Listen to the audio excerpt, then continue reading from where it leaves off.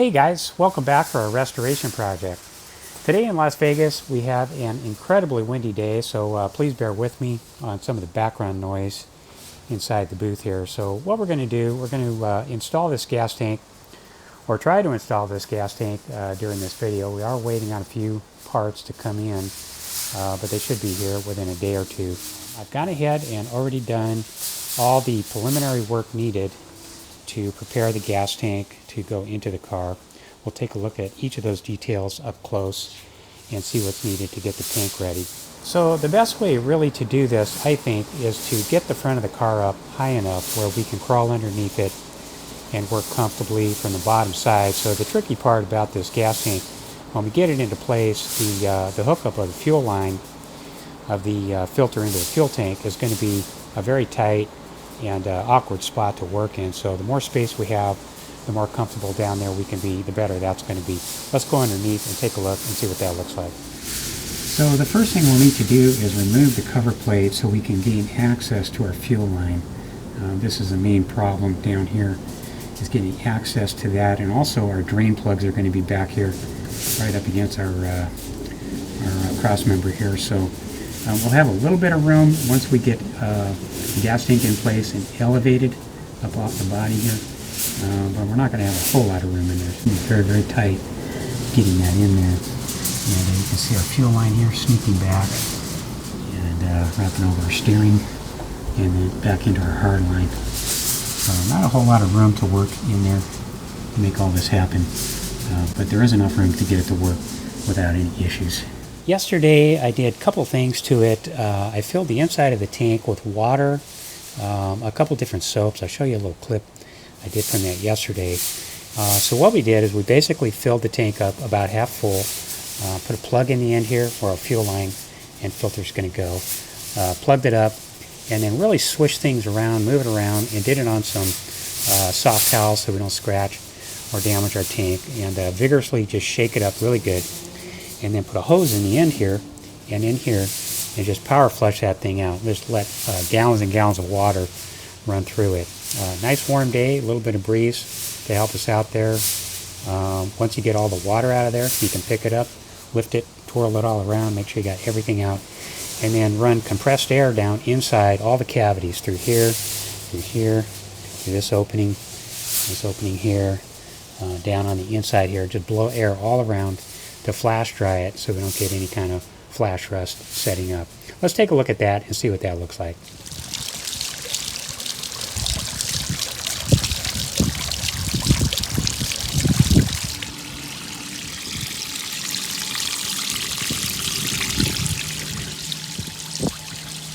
So it really came out pretty clean, very happy with the result on that, and looking down inside the fuel tank, it really looks nice and shiny, clean in there, no rust, no debris whatsoever inside the tank. So I'm feeling pretty confident there. So the only other thing we needed to do was plug the fuel line side with a plug in there, and put some fuel in here and lean it back at an angle and set some paper towel under here. Set that up overnight just to make sure we don't have any leaks going around any of these seals.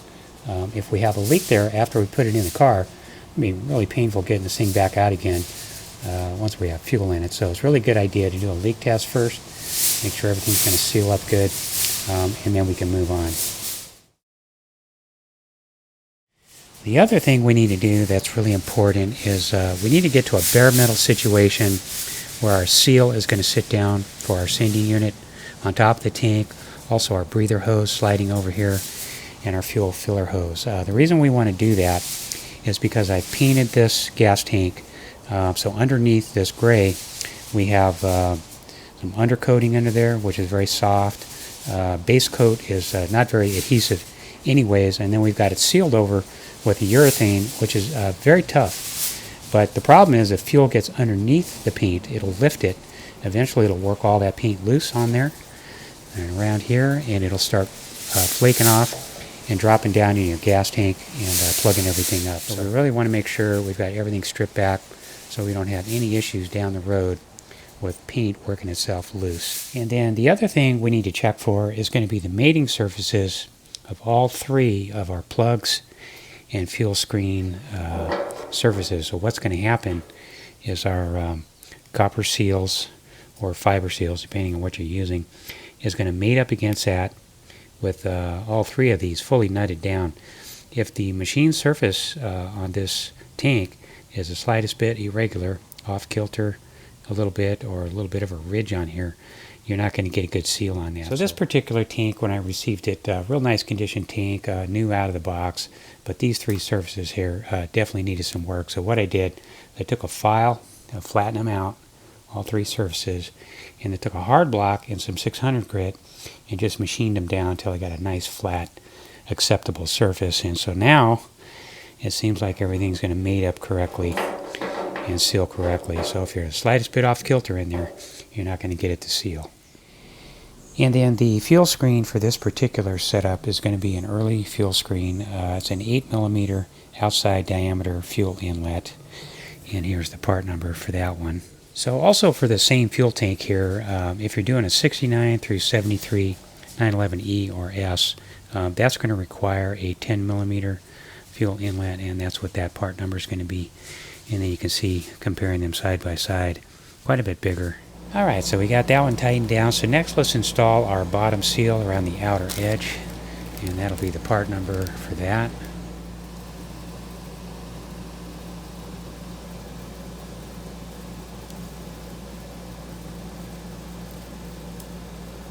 And I think our wind has died down on us, guys. A bit quieter in here today.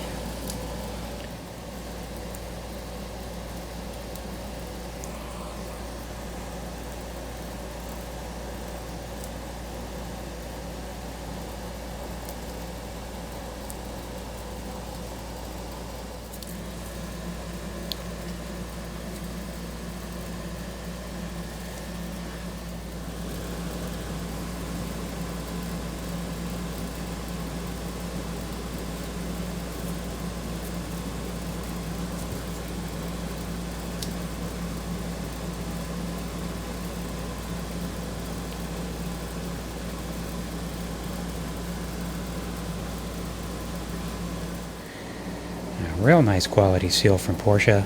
So we have one more thing we need to do before we set this in place. Let's flip it over and stick on our end of our fuel filler hose. About the right distance I need to be with my hose. It's going to be real tight getting that on there dry. So what I'm going to do is put a little red rubber grease just on the entry, just to slide it in there, and hopefully that'll help seat it and get it where we need to get it.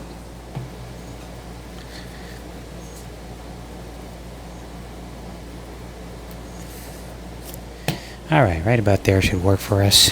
And then a little bit for the other end, going into our filler spout.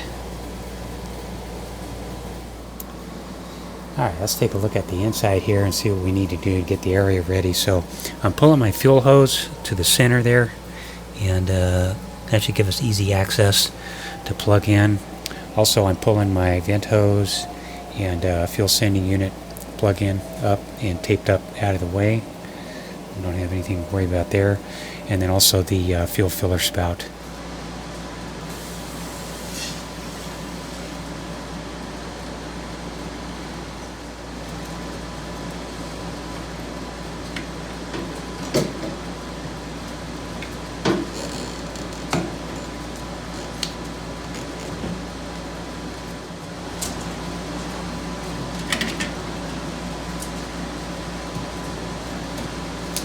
I think we're in. Well, that went pretty easy. Really not too bad sliding into place there. So we're just going to make sure we have access to all three fastening points. One up front here, and there, and then one on the side over here. Doesn't look like it's going to be any problem getting those to work out. And then this really wasn't too bad at all, wiggling that into our filler spout. And from the bottom side, we look pretty good also. So I don't see any problem plugging that fuel line in there. So we can lift up on the gas tank before we fasten it down. Get a little extra leverage on there. Let me get the camera set up, and then we'll show you how to plug that in. So trimming about a ½ inch off our fuel line there seems to be about the right amount to plug that into place. And the fuel line I purchased from Parts Classic, and what they're recommending to use with that fuel inlet is this 7.5 millimeter fuel hose here, and that fits really nice. And then also I'm using a 12 millimeter hose clamp from Porsche.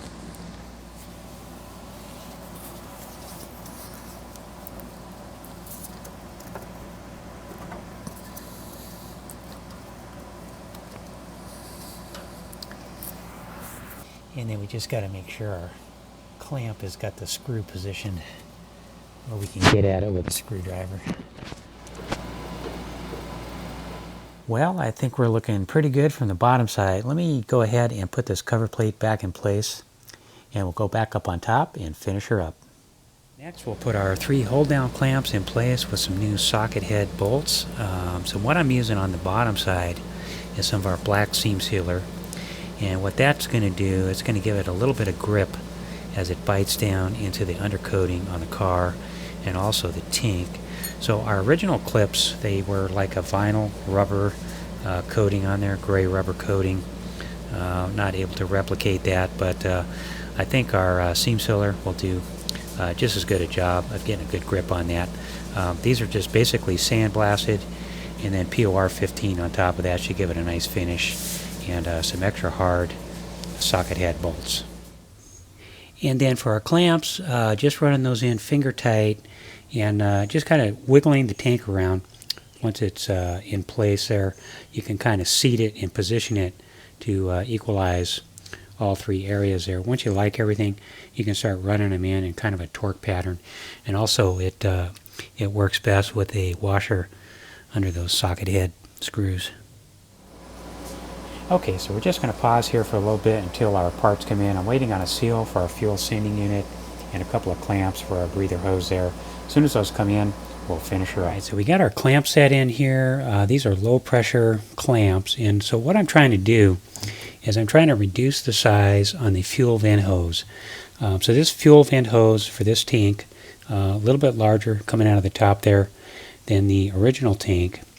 This fuel vent hose I purchased from Parts Classic, and it's referred to in their website as large and medium size, and that's going to work just fine with the stock setup. And so what we're doing is we're just dropping down in size.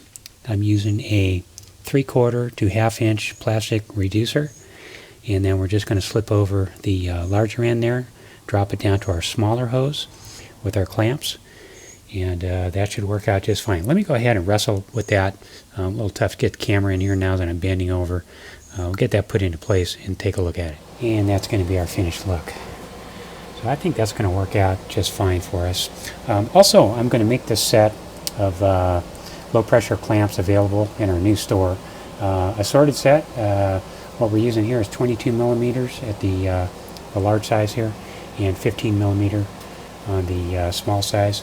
This range is anywhere from 22 all the way down to I think about 10 millimeter in there. But a real handy set to have, and not expensive. Next, while we're waiting on our seal for our fuel sending unit, let's look at the socket plug here and see how that works. So here's the stock wires and their locations on the stock plug. So this particular plug is in really nice condition. Only one problem with it, the front edge of mine is broken, and virtually impossible to find one of these caps. You can get a new replacement socket in from Porsche, but it doesn't really look anything like the original. Any of you guys out there have a replacement top that you could part with? Perhaps you could get a hold of me and maybe we could work something out. I'd like to put an original on there if I could, but we'll go ahead and use that temporarily just to close her up. Alright, so we just received our rubber seal from Stoddard. This is a very thick nitrile seal, and also the hole pattern on the sending unit and seal are offset, so it's only going to install in one direction. So we'll just line the holes up on our sending unit first and then drop it in the hole. And then before we install our sending unit, we just want to make sure we pull out that shipping pin there so that the float freely travels up and down.